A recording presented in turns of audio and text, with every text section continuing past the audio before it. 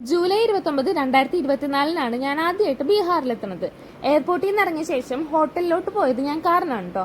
ഹോട്ടലിൽ എത്തിയ ശേഷമാണ് ഞാൻ കാറിൽ നിന്ന് ഇറങ്ങുന്നത്. കാറിൽ നിന്ന് ഇറങ്ങലും ഒരു തിരക്കിലോട്ട് വന്ന് വീഴലും ഏകദേശം ഒരേ മതിയായിരുന്നു. കച്ചവടക്കാരുടെ തിരക്ക്, വണ്ടികളുടെ തിരക്ക്, റോഡ് ഏതാണ് വഴി ഏതാണെന്ന് മനസ്സിലാവാത്തൊരു ചിന്ത, എല്ലാം പോരാത്തിന് വേസ്റ്റിന്റെ സ്മെല്ലും.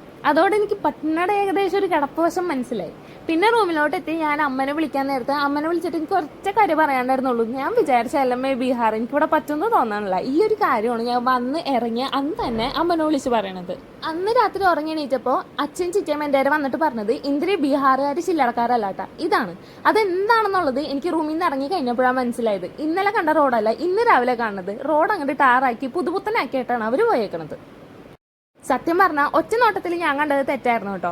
എല്ലാ സ്ഥലത്തെയും പോലെ തന്നെ നല്ല വശമുണ്ട്, ചീത്ത വശമുണ്ട്. അന്നേരം ഇറങ്ങിയത് റെയിൽവേ സ്റ്റേഷന്റെ ബാക്ക്, അല്ലാത്തതൊക്കെ ഓക്കെ. ആ ഒരു ടൈപ്പാണ്. ബീഹാറിലുള്ള ശിവൻ എങ്ങനെയുണ്ടെന്ന് കമന്റും ലൈക്കും ചെയ്യാട്ടോ. ബൈ.